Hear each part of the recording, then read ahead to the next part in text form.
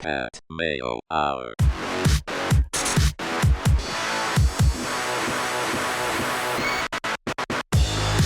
Welcome to the Pat Mayo Hour UFC Brasilia DraftKings picks and preview. And for people that don't know, Brasilia is the capital of Brazil. It's an administrative capital, just like in South Africa. Bit of geography lesson for you. Cody Saftic.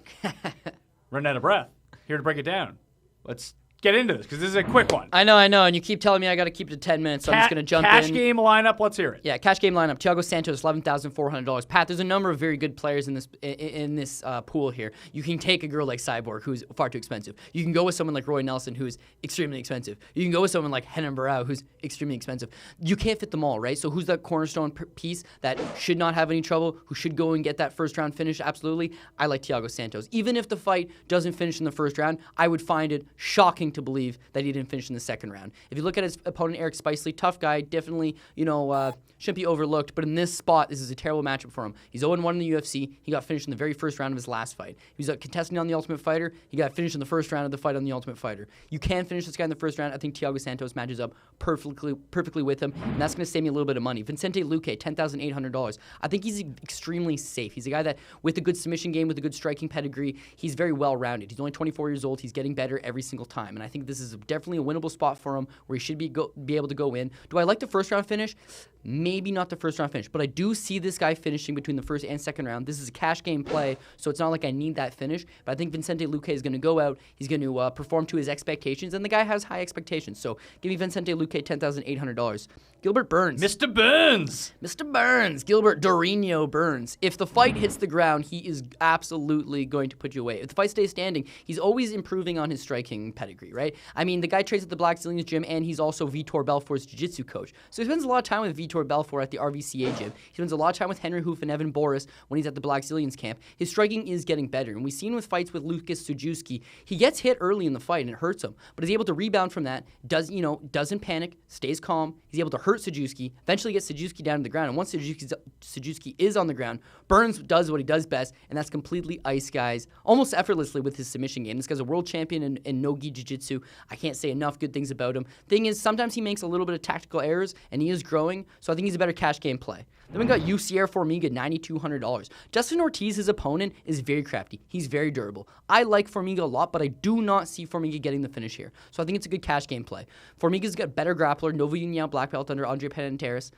He's going to go out and he's going to get into a good grappling exchange with Dustin Ortiz. Unfortunately, Dustin Ortiz allows too many holes when he is grappling. That's going to allow Formiga to take his back, sink in a hook, take his back, and then I don't think he chokes him out, but I think he just rides him. I think he gets the 29-28 or the 30-27. This fight is in Brazil. He is the favorite, and he should be able to just cruise to a decision, so to speak. So why do you have Alan Patrick at $8,300 on your cash game team? It doesn't seem like he's a big favorite here. I'm not going to lie to you. No, but when you look at the actual line on it, right? Alan Patrick and his opponent, it's not exactly the craziest line in the world here, right? And with Alan Patrick, he's taking on Stevie Ray. And I love me some like Stevie Ray from Harlem Heat? I made that joke the other day and nobody got it. How does no one get that? I guess they weren't Nitro fans. It's Booker T's loser older brother. So this is the biggest thing where I like Alan Patrick here. First of all, the price tag, $8,300. I like that, right? Second of all, Stevie Ray's a guy that is 3-0 in the UFC. He goes out there, if he's got a lot of power. He's knocked out his first two opponents, and coming into his last fight is kind of like his first mild step up in competition, and he wins the fight. He goes there and he beats Michael Abu, but it wasn't like it was a wow performance. It really showed that if he's not just blitzing through somebody, then they're going to give him some resistance that, maybe he's susceptible a little bit. Now, Pat, this guy's got 5 losses in his pro career, right? He has been choked out or submitted 4 times in those 5 losses. The other loss is the decision loss. So you don't knock the guy out. If you want to stand and trade with this guy, you're not likely going to put him down. He's a very adequate striker. But on the ground is his biggest weakness. And with Alan Patrick is a good black belt on the ground. And we've seen in his last fight against Damian Brown, he don't mind using that athleticism to power you to the ground. Once he gets you on the ground, he just smothers you. He's not necessarily looking for the finish, but he can finish, but he's just looking to positionally dominate you. Now, Brown is a lot better on the ground than Stevie Ray is, I think. At least technical jiu-jitsu-wise, I think he's a little bit better. And he wasn't short notice, but he just basically got flat. Then you look at a couple fights ago, Alan Patrick fought a teammate of Stevie Ray, John Makdessi. Now, John Makdessi matches up similar to the way Stevie Ray does. He's a better striker than him. He's a little faster. He's a little more, seems to be a little quicker all around. John Makdessi's the better fighter. What does Alan Patrick do? He flips the script on him. He just keeps powering him with takedowns. Even when Makdessi gets back up, he just holds him up against the cage. That's a good way to win rounds. And especially when this guy's been choked out 4 times and you're the Brazilian Jiu-Jitsu black belt, if he can get this fight onto the ground, which is what he wants to do, and put it into a compromising position, he can absolutely get the finish. But I think more than anything, he seems like not a completely safe pick, but for $8,300, I am more than willing to play that. Okay, so I guess the one thing that I did want to mention to you is you mentioned that if you take Cyborg on your team at $13,000 and take Landsberg on your team, who you expect to get 0 points. No, this is the question. If you take Landsberg on your team, okay, and Landsberg is going to score 0 points, okay, but I'm not taking Cyborg. I'm taking. Why wouldn't you? Because I would take Thiago Santos. I would take Roy Nelson. I would take. There are some bangers on this card. Santos, Nelson. Okay, I would take Santos. I would take Nelson. I would take probably Renan Barão, and I would take Godofredo Pepe. How much is Barão? Barão is 11,300. Santos is 11,400. You can't afford all those people. Okay, well, I would definitely drop Barão off that list. Oh, wait, maybe you can. I took off the wrong person. Landsberg. Let's put She's $6,400. You still can't afford those 3. You're over by $1,100. Okay, so let me ask you this. If I took Roy, I took Thiago Santos. Yeah. I took Godofredo Pepe at 10.5. Yeah. And I took Vicente Luque at 10.8. I'm still over? Yeah. Okay, so it'd be hard to craft all the guys that you want. Could you drop? Is there anyone in the $9,000 range that you like? In the $9,000 that you think range, would be a safe cash game play, even if it's by decision? Oh, yeah. Yusir Fariga, $9,200. That's a cash game. Okay, so Fariga at 92. If you wanted to do it that way, you could take Pepe out, and you could go back up to Barão. So you could make a team of Roy Nelson, Santos, Barão, Formiga, and Landsberg if you wanted to. Now, throwing the 0 out for Landsberg. If you can get 4 finishes. If you get 4 finishes, you're going to win cash games. Yeah, a cash game. You cannot win a GPP scoring a 0. You can't. No. You really can't. I mean, you'd have to have a perfect night, and everybody else would have to just have the worst night of all times. But yeah, in a cash game play, I was thinking about that. If Landsberg goes out and she scores 5 points, right? She probably won't even score that, will she? But your other, yeah, of course. Well, I think so. Yeah, 5 points. Listen, she's a former Muay Thai champion, Pat. So she's not like a fish out of water. Okay, so here's the thing. Yeah. You're expecting with the way that you've constructed this lineup with the 4 favorites and Landsberg on your team, you're kind of conceding that you're going to expect a 0 from there. Is there a chance she lasts a round? Yeah, no, absolutely. There's a chance that she wins the fight. The chance is just so minuscule. But let me ask you this. Let's take it into your wheelhouse. I know we're probably going to tab it long. It's okay. Let's say who's the best quarterback in the NFL? Aaron Rodgers. Okay, so let's say I tell Aaron People Rodgers. People are going to be so upset about that. Let's say Aaron Rodgers is taking on a terrible team, right? Yeah. They've got bad defense. Their quarterback's no hell. He's not likely to get sacked or anything like that. But you tell Aaron Rodgers, Aaron, here's the only stipulation here. I mean, you're way better than this team. The Packers are going to run show on them. The only one thing is, though, is we need you to cut 30 pounds in the next 2 days, right? Maybe he can do it, but there's no denying his performance is going to suffer in some small way. So is this? There's no denying. Is this what Cyborg's doing, cutting 30 pounds? Yeah, and she was almost dead on the scale, Pat. She started taking birth control to avoid her period, so that she wouldn't balloon up because apparently it's hard to cut weight while you're on your period. So she's doing birth control just to have like some type of competitive advantage. She's gigantic. Is that a PED? Technically, the thing that's in it is not a PED. Yeah, but the way that you're using it for technically is a PED. USADA doesn't use it because athletes are on birth control, so they can't. They can't ban it, or else they'd have so many people red flag. So they've allowed. Okay, you know what? And it's something like it acts as like a potassium diuretic, so it's helping her cut the weight. Unfortunately, she was saying, well, it's not helping. It's putting weight on. So her nutritionist is like, it's not. I can assure you, and she's blaming it on that. So she's like 30 pounds. A couple days out, like she's got to cut 30 pounds still, and she's blaming it on these pills. But what I'm thinking here, Pat, is that her strength and conditioning coach, George Lockhart, who's the best, told her, take these pills and it'll help you lose weight. It'll make the weight cut easier. So she probably eats it, takes the pills, and then goes, hey, Cyborg, can you go for dinner tonight? Yeah, you know what? I can, because I'm on these pills that are making me lose weight. I don't think she put in the proper prep work. But the thing is, she's going to kill Landsberg regardless. She goes out, even if Landsberg can score 10 points.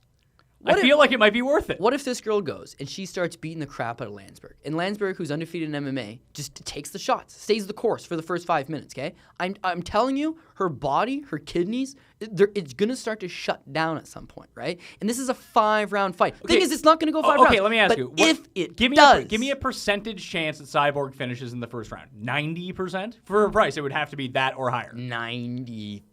92%. 92%. So you're taking an 8% chance, but even if you get a 0 from that spot, having Nelson, Santos, Barao, and Formiga, and you feel good about the 3 knockouts at the top and Formiga getting a decision? Yeah, I do. Well, I do. Then you're looking at 375 points you've won in a cash game. Yeah, do you more like than a that cash game. more than the cash game that you gave us? No. I'll tell you why. Because I'm an optimist. And in my head, Thiago Santos is going to get a first-round finish, and Vicente Luque is going to get a second-round finish.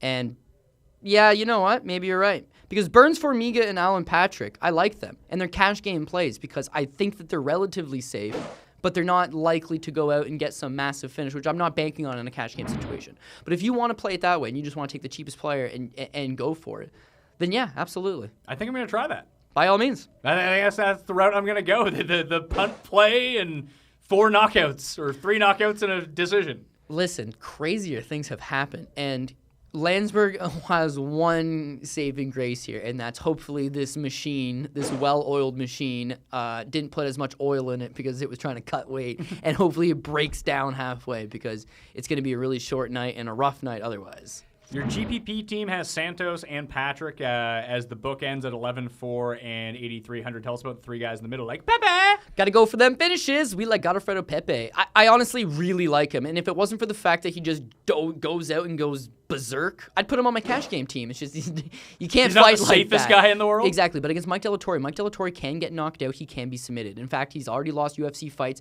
by both knockout and submission. The time he got knocked out in 21 seconds. The time he got submitted in like a minute and a half. Godofredo Pepe is a black belt. He's a much better black belt. He's got a much better chin. He's got much better Muay Thai skills. Thing is, Godofredo Pepe fought 8 weeks ago when we broke it down against Darren Elkins. I was like, this name seems very familiar. And he was swinging for the fences. He just didn't get the win. So he goes back home to Brazil. Right now, Mike De La Torre has an opponent in Brazil, Fabricio Moicano. And then Moicano pulls out, and they're like, well, we need somebody who's local in Brazil. And Pepe's like, I want it. But he matches up fantastic against De La Torre.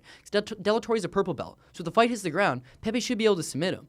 De La Torre doesn't have a great chin, so if it stays standing, Pepe should be able to hit him. And De La Torre's gas tank's not great. And Pepe showed even against Darren Elkins when he's getting swamped on that he's still not super tired. I think he matches up fantastic here. 10,500, it's a little bit expensive, but I'm really feeling that finish. And it seems like after you talked about some of the other guys at the top, that it seems like Pepe might fall through the cracks a little bit because people want to pay up to get these safe finishes. If those guys go to the second round, Pepe finishes in the first, you've created a lot of leverage for yourself in your lineups against the field. And for sure, and listen, you can't take everybody you want. So when you look at it, it's like, oh, well, I want Cyborg the most. But if you take Cyborg the most, then you have to take someone completely god-awful on the back end. Do you think people are going to take Cyborg? Like, your team seems like it sucks if you take her. Yeah, but someone's going to screw up. They're going to take Cyborg. And look at the list, right? They're going to take Cyborg. So you then take as Cyborg, a result, they're going to take Eric Spicely, and then he's going to get knocked out in the first round. Yeah.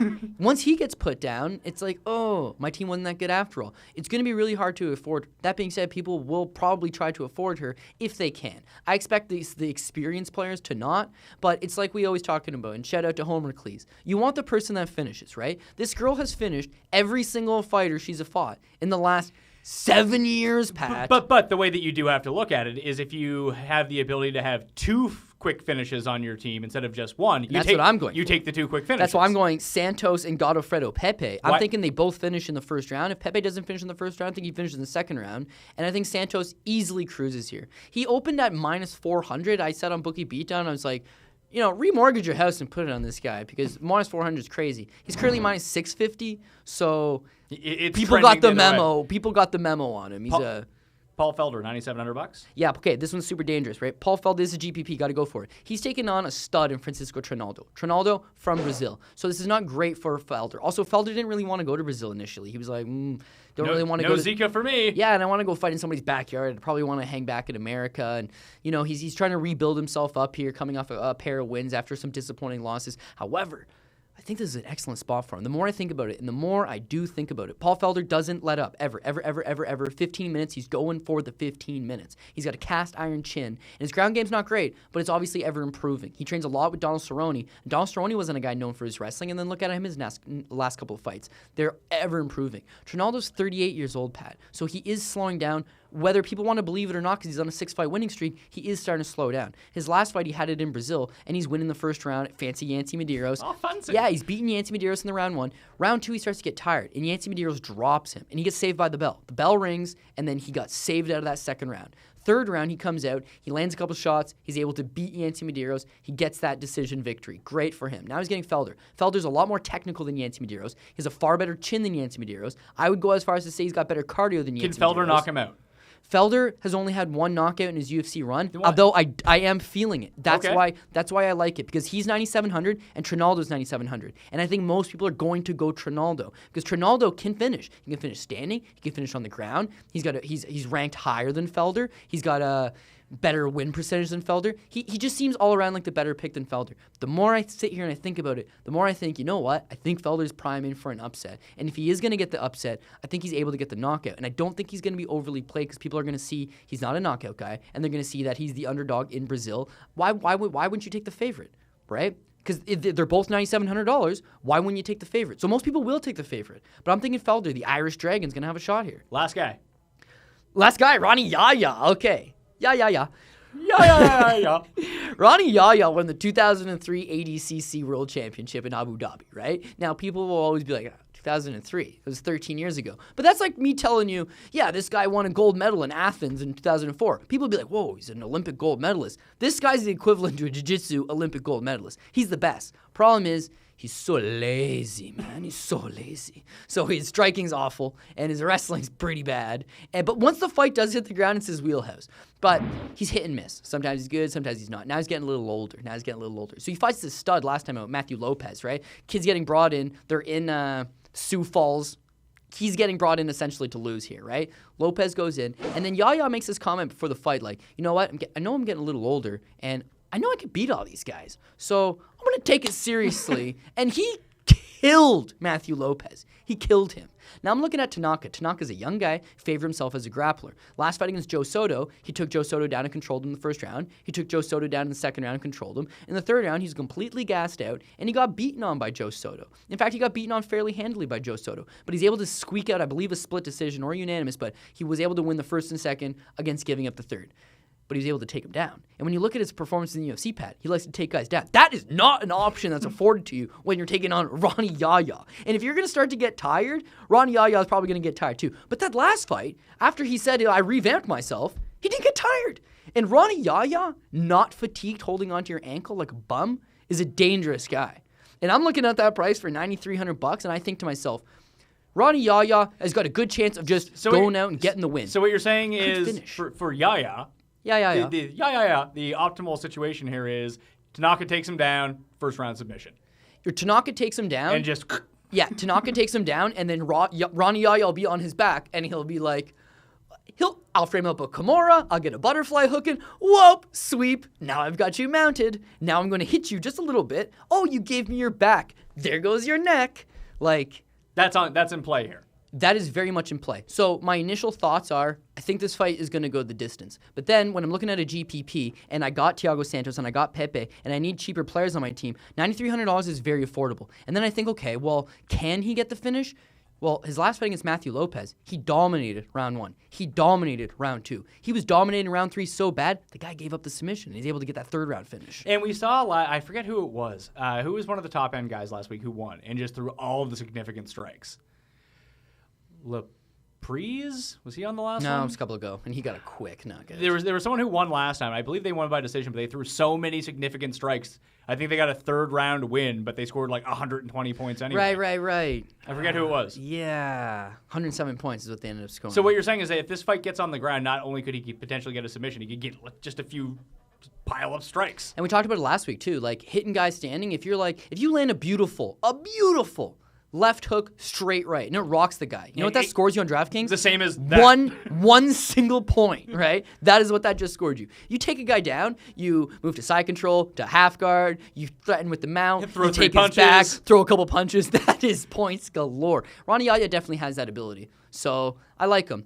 One guy on the card, Gregor Gillespie, I think he's like a wild card. I do not think this guy finishes by no stretch of the imagination, but he's very cheap as well, and you might be able to fit him onto a cash game team. Cool. Cody Saftik. Check out the Bookie Beatdown on the Fight Network and Cody on Twitter at CJ Saftik. You follow the Bookie Beatdown at Bookie_Beatdown. We went a bit over the 10 minutes. That's mainly my fault for the middle part. Either way, I'm Pat Mayo. You can follow me at ThePME on Twitter. Check out all my football content up right now on Fantasy Sports Network. That's FNTSY Sports Network. You can check it out on YouTube. I'm Pat Mayo. I'll see you next time. For the latest expert fantasy sports strategy and tips on YouTube, click subscribe. You can also follow us on Facebook and Twitter, and call your local cable TV provider to order Fantasy Sports Network, or watch us on Roku, Apple TV, Amazon Fire, and Xbox.